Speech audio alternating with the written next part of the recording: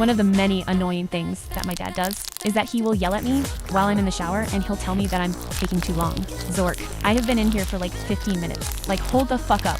Mind you, a bald man is telling me to hurry up while I'm literally untangling my curly ass head of hair. Brody Chaco, I'm sorry, but I fear I actually can't untangle my hair in 15 minutes. At least give me 20 to 30 minutes, real. Also, don't question why I said Zork earlier.